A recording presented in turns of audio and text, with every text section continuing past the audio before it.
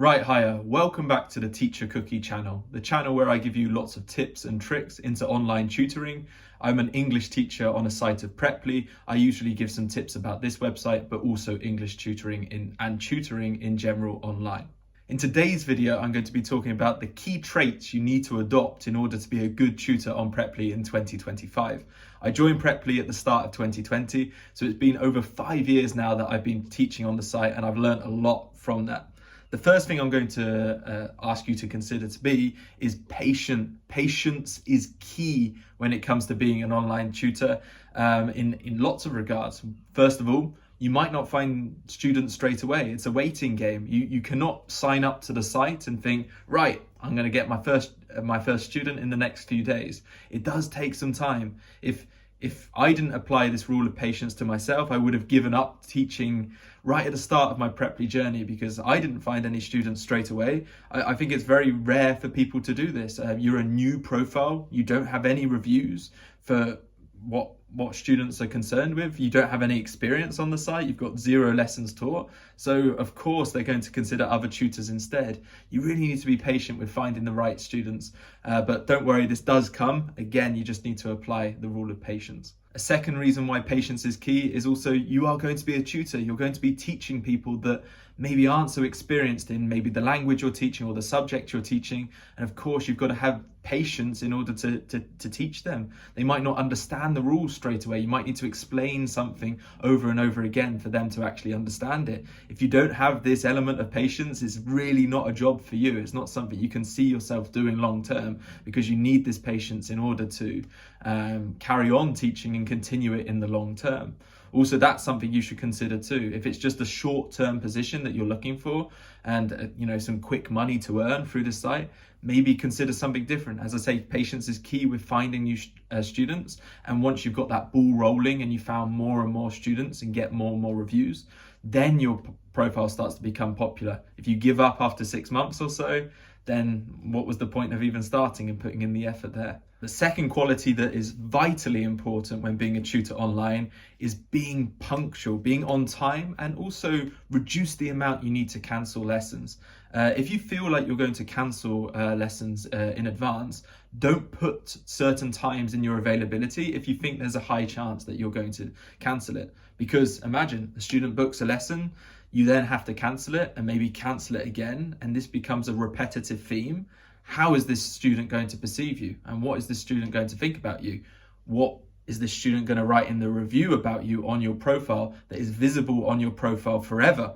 I mean, I've got reviews on my profile from 5 years ago when I started teaching, and I think, oh my gosh, I was a completely different person then. So really consider how you're coming across. It's vitally important that you sort of prioritize making good and lessons and efficient lessons, but also that you're on time, respectful, and ensure that the student really likes you and that you do everything right. You tick all the right boxes, because you will be punished if you just think, the student won't mind, I'm just going to cancel this one lesson. It might have an effect on them. It might really have an effect on them and affect their review, affect their judgment. Less people will book with you in the future if they see a review, this tutor is always late, or this tutor is a bit rude at times, or not so patient. So really adopt these two things so far, this patience and also to be punctual as well. Very, very important.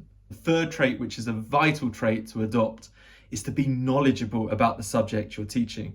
Don't go into it thinking, I want some extra money, maybe I'll teach English. But really, you've had no experience teaching English. You've never done a course on how to teach English, maybe as a foreign language, like I did prior. So I made sure that I qualified. I got a TEFL certificate prior to teaching, and this gave me a huge amount of information that I didn't know before on teaching English, and that put me in good stead to be able to teach English as a foreign language. Without that, I would be awful, and I learned a lot from that. You can teach on Preply regardless of your qualifications. You don't need to be qualified.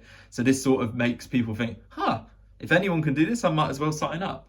But at the end of the day, if you start making mistakes, if students start asking you questions saying, hang on, why are we using the present perfect tense here and not the past simple? And you're like, I don't know, it sounds better, and you can't give a real reason as to why you use certain tenses, why you use certain grammar.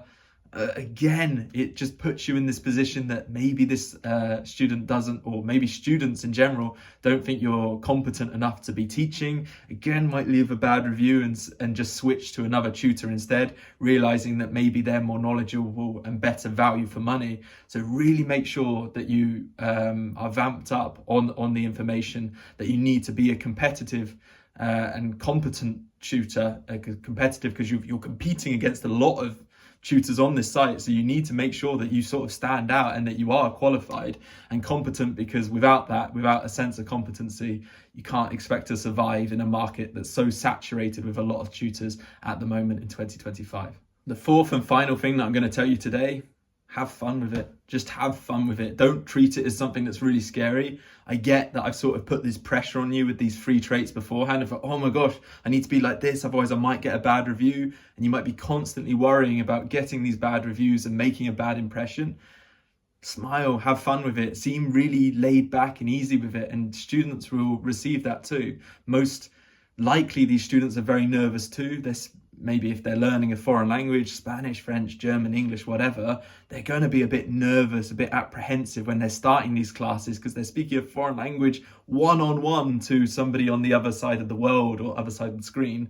And this is a bit scary, a bit daunting for them. So to put them at ease, you cannot be the same way. You need to be a bit relaxed, smile a lot, ask some really friendly questions in this sense, and just be happy, be positive with it. And then you'll make them settle in quite a lot easier than if you were sort of closed up and just worrying about things like this, because believe me, it makes a really big difference. And I found that as I've become more comfortable on the platform and teaching in general, it just becomes a lot easier this way, because it comes so naturally now. So that's something to take into consideration too. So thank you so much for watching. Please leave a like on the video if these tips were useful for you. If you've got some tips yourself to share with people, feel free to leave them in the comments down below, and you might help some people out as well. If you've got any questions for me, feel free to also leave them in the comments, and I'll get back to you as soon as I can. Until the next time, thank you for watching and take care.